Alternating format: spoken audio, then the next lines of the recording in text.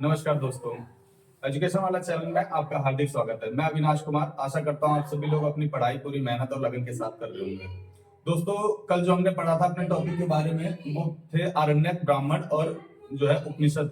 ये तीनों ग्रंथों के बारे में पढ़ा था। उसके आगे आज हम अपनी इस वीडियो में चर्चा करेंगे। उसके आगे की जो वीडियो है वो पुराणों के ऊपर है। ठीक है, पुराण और भी जो ग्रंथ है महत्वपूर्ण जो एग्जाम से रिलेटेड है, उनके बारे में आज हम चर्चा करेंगे। ठीक है, उपनिषद, ब्राह्मण ग्रंथ और अरण्यक। ठीक है, इन तीनों के बाद जो आते हैं वो है पुराण। ठीक है, उसके बाद देख लेते हैं पुराण के रचयिता कौन है। ठीक है, सबसे पहले तो इसके रचयिता देख लेते हैं। पुराण पुराण जिसने रची थी वो कौन थे? लोमहर्ष और उनके शिष्य जो थे उग्रश्रवा। ठीक है, पुराण के रचयिता कौन है? लोमहर्ष और उनके शिष्य है उग्रश्रवा। ठीक है, अगर क्वेश्चन आए कि पुराण के रचयिता कौन है, कई बार क्वेश्चन आते हैं एनटीपीसी वगैरह में आए हैं सब क्वेश्चन। ठीक है ना, पुराण के रचयिता कौन है? लोमहर्ष और उनके शिष्य है उग्रश्रवा। ठीक है, पुराणों की संख्या कितनी है? उपनिषद कितने कल बताए थे हमने? उपनिषद बताए थे 108। ठीक है, और पुराण कितने हैं? पुराणों की संख्या है 18। ठीक है, पुराणों की संख्या है 18। ठीक है, वेद कितने हैं? टोटल वेद हमने बताया था 4 वेद हैं, 108 उपनिषद है और 18 पुराण है। ठीक है ना, तीनों की संख्या हमने बता दी है। कई बार इनकी संख्याओं से भी क्वेश्चन आ जाते हैं एग्जाम में।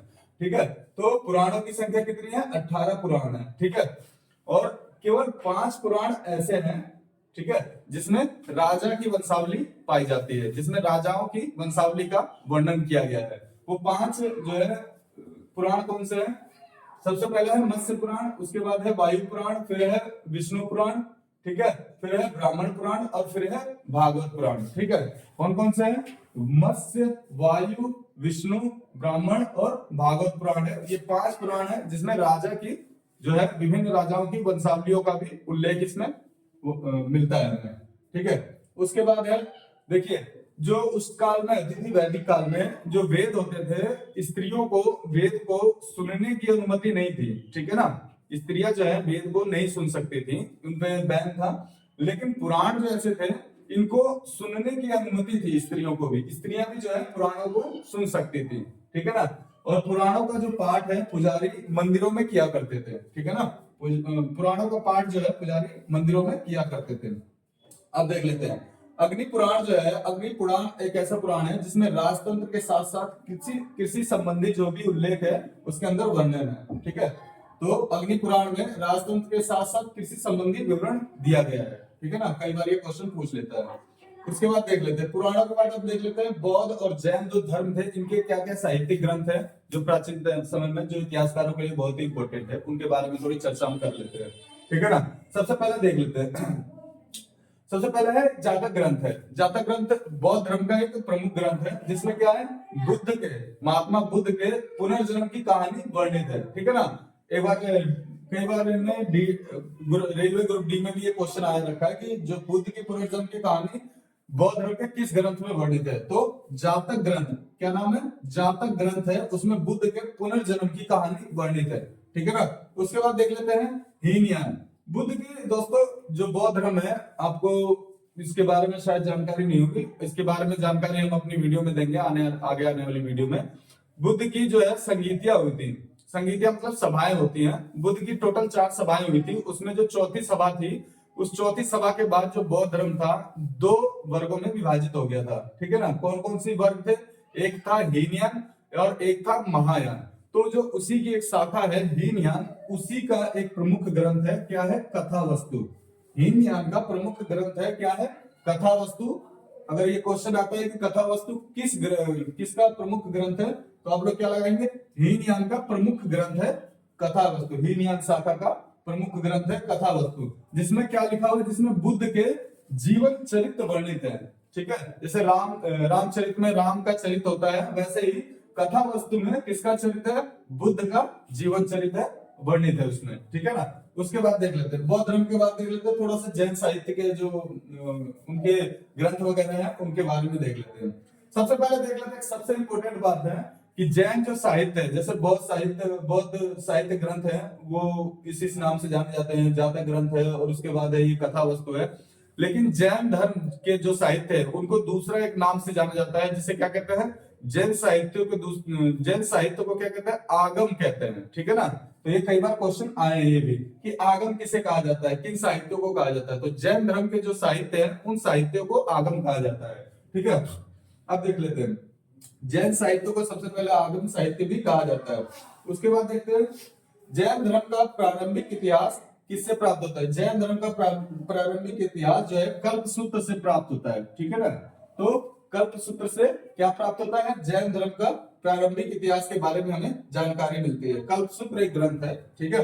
उसके बाद देख लेते हैं अर्थशास्त्र के लेखक। अर्थशास्त्र के बारे में बहुत ही इंपॉर्टेंट जो है बुक है अर्थशास्त्र, कई बार इससे भी क्वेश्चन बनते हैं, ठीक है। अर्थशास्त्र को सबसे पहले लिखा किसने था, अर्थशास्त्र के लेखक कौन है, चाणक्य, ठीक है, जिसे विष्णुगुप्त या कौटिल्य भी कहते हैं, ठीक है ना।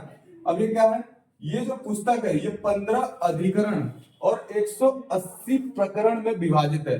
15 अधिकरण का मतलब है कि भाग है, जैसे पार्ट होते हैं ना, जैसे अपना संविधान है 22 पार्ट में डिवाइड है, वैसे ही 15 पार्ट में, ठीक है ना, 15 अधिकरण में विभाजित है। और 180 प्रकरण, प्रकरण का मतलब होता है चैप्टर, ठीक है ना। तो 180 चैप्टर में ये विभाजित है। तो इसके अधिकरण कितने हैं, यानी भाग कितने हैं, 15 भाग हैं। और प्रकरण यानी अध्याय कितने हैं, तो 180 अध्याय में विभाजित है, ठीक है दोस्तों। और ये किस काल से संबंधित है, ये मौर्यों के काल से संबंधित है, ठीक है ना। इसमें किसकी जानकारी हमें मिलती है, इसमें मौर्य युग की जानकारी हमें मिलती है, ठीक है ना। अर्थशास्त्र से हमें मौर्य युग के बारे में पता चलता है, ठीक है ना। उसके बाद देख लेते हैं एक बहुत इंपॉर्टेंट पुस्तक है, उसका नाम है रासतरंगिणी, ठीक है ना। रासतरंगिणी उसको किसने लिखा था, सबसे पहले देखिए रासतरंगिणी को लिखा किसने था, इसके रचयिता कौन थे, कल्लड़, ठीक है ना। इसको रचने वाले कौन थे, कल्लड़ द्वारा लिखित ये पुस्तक रासतरंगिणी है। इसमें देखिए इसमें क्या मिलता है, हमें किस चीज का उल्लेख मिलता है। सबसे पहले रासतरंगिणी एक ऐसी पुस्तक है जिसके अंदर हमें कश्मीर के जो शासक है पहली सदी से, कश्मीर के जो जितने भी शासक रहे हैं पहली सदी से लेकर 12वीं सदी तक, इन सारे शासकों का इसमें लगभग हमें वर्णन देखने को मिलता है, किसमें, रासतरंगिणी में, ठीक है। और इस संस्कृत में ऐतिहासिक घटनाओं को लिखने का सबसे पहला प्रयास है इस पुस्तक द्वारा। ये पुस्तक संस्कृत में जो कल्लड़ ने लिखी थी संस्कृत में लिखी है। और ये सर्वप्रथम जो संस्कृत की पुस्तक है, ये सबसे पहली जो है संस्कृत भाषा में लिखी गई साहित्य की पुस्तक है, ठीक है। और उसमें क्या किस चीज के बारे में वर्णन मिलता है, जैसा कि हमने बताया कि कश्मीर के राजाओं का वर्णन मिलता है, यानी कश्मीर का वर्णन इसमें मिलता है। कब से कब तक का, तो पहली सदी से लेकर 12वीं सदी के बीच का कश्मीर के शासकों का इसमें हमें वर्णन देखने को मिलता है, ठीक है। उसके बाद देख लेते हैं अष्टाध्यायी, एक बहुत इंपॉर्टेंट बुक है, ठीक है ना। इसके लेखक कौन है, पाणिनि। अष्टाध्यायी के लेखक कौन है, पाणिनि। और ये ऐसी पुस्तक है जो कि संस्कृत भाषा व्याकरण की सबसे पहली पुस्तक है, बहुत इंपॉर्टेंट है। ये क्वेश्चन कई बार एग्जाम में पूछा जाता है, इसके आगे मैं स्टार लगा देता हूँ। ये अति महत्वपूर्ण क्वेश्चन के हिसाब से इसको लेके चलना इस पुस्तक को भाई, ठीक है ना। कई बार ये क्वेश्चन एग्जाम में पूछे गए कि संस्कृत भाषा व्याकरण की सबसे पहली पुस्तक कौन सी है, अष्टाध्यायी। और उसके लेखक कौन है, पाणिनि, ठीक है। उसके बाद आते हैं चचनामा। चचनामा पुस्तक के बारे में भी जो बुक है उसके बारे में भी कई बार क्वेश्चन एग्जाम में बन जाते हैं कि चचनामा में क्या जो है उसमें वर्णित है। तो अरबों ने जब सिंध को विजय कर लिया था, जैसे कि हमने आगे हम अपनी क्लास में पढ़ाएंगे, अरब जब आए थे तो सबसे पहले उन्होंने सिंध का जो क्षेत्र है उसी पर आक्रमण किया, उसी से युद्ध लड़े, उसी को अपने कब्जे में लिया।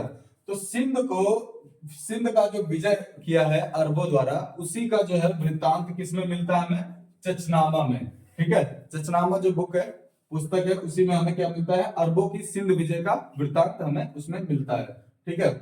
और देखिए अष्टाध्यायी, देखिए इसके बारे में एक बार और देख लेते हैं कि लिपि जो शब्द है, जो लिपि वर्ड है, अपनी जो है हिंदी लिपि है और हिंदी जो भाषा है उसकी लिपि क्या है, देवनागरी, ठीक है। ऐसे ही जो उस टाइम लिपि शब्द है ना, सबसे पहले जिस पुस्तक में उपयोग किया गया लिपि शब्द का, वो कौन सी पुस्तक थी, वो थी अष्टाध्यायी। अभी हमने जिसकी पुस्तक के बारे में बात की है, ठीक है ना, अष्टाध्यायी, ठीक है। उसके बाद देखते हैं एक है गार्गी संहिता, एक पुस्तक है गार्गी संहिता, किसकी है, कात्यायन की है। इसके रचयिता कौन है, कात्यायन, ठीक है। गार्गी संहिता जो है इसके रचयिता है कात्यायन, इसके लेखक है कात्यायन। यह क्या है, यह एक ज्योतिष ग्रंथ है, जैसे पंडित वगैरह देखते हैं किसी का भविष्य वगैरह, वैसा ही एक पुस्तक है, ये एक ज्योतिष ग्रंथ है गार्गी संहिता। इसके रचयिता कौन है, कात्यायन, ठीक है। कात्यायन की गार्गी संहिता एक ज्योतिष ग्रंथ है, ठीक है। फिर भी, ठीक है, ज्योतिष ग्रंथ है, फिर भी इसमें भारत पर होने वाले जो यवन आक्रमण है, भारत पर जो यवनों ने जो आक्रमण किया था उसका उल्लेख इस ज्योतिष ग्रंथ में मिलता है। ठीक है, देख लीजिए, ये ज्योतिष ग्रंथ है, इसमें ज्योतिष से संबंधित, भविष्य से संबंधित, जो भी आने वाली चीजों से संबंधित जो है इसमें बातें होनी चाहिए। लेकिन फिर भी इसमें क्या मिलता है हमें, यवन, भारत पर होने वाले जो यवनों ने आक्रमण किए थे उनका उल्लेख हमें किसमें मिलता है, गार्गी संहिता में मिलता है। अब उसके बाद देख लेते हैं, एक पतंजलि थे, ठीक है, पतंजलि की, ठीक है, ये पतंजलि थे, योग गुरु वगैरह कह लीजिए, इनके जो जैसे योग गुरु में जैसे होते हैं पुरोहित होते हैं, काफी प्राचीन होते हैं, ऐसी पतंजलि जो थी, पतंजलि थे, इनके ये किसके थे, पतंजलि पुष्यमित्र शुंग थे, उनके पुरोहित थे। किसके थे, पुष्यमित्र शुंग जो थे उनके पुरोहित थे। शुंग वंश भी एक काफी जो है जाना माना वंश है, इसके बारे में हम आगे अपनी क्लास में पढ़ेंगे।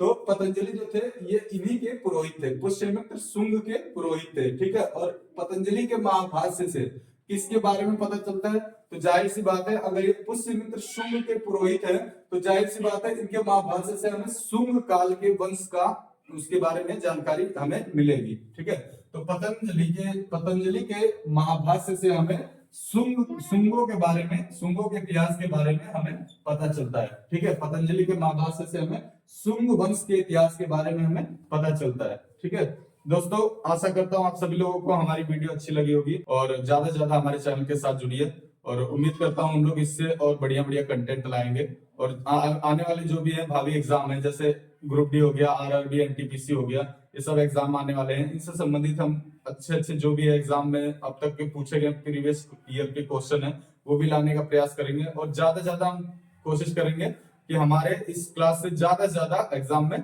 जो है क्वेश्चन कवर हो जाए। धन्यवाद।